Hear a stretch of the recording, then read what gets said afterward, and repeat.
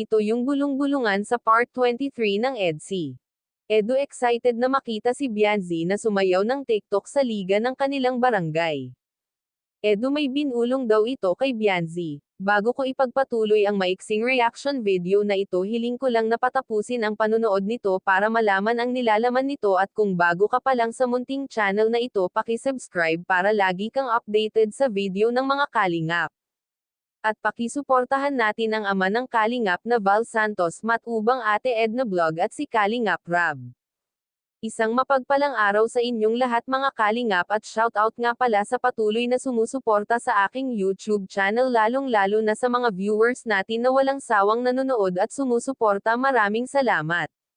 Mga Kalingap, part 23 ng EDSI, mas maraming nag-aabang dahil baka daw mas nakakakilig pa ang magaganap. Nakakakilig naman talaga sila tingnan, lalo na at andyan si Edo. Hindi sila nakaka-umi tingnan at hindi mo namamalayan na ngumiti ka na at kinilig sa kanilang dalawa. At ang pinakagusto ni Edo kay Bianzi ay maasikaso ito pag pumupunta sila sa bahay ni Bianzi.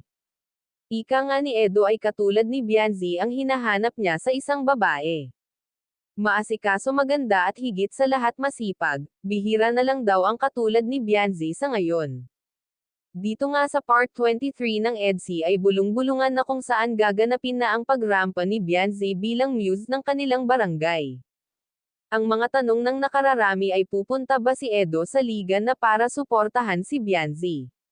Dahil alam naman natin lahat na busy itong si Edo dahil gabi na ito dumarating galing sa kanyang mga tinutulungan.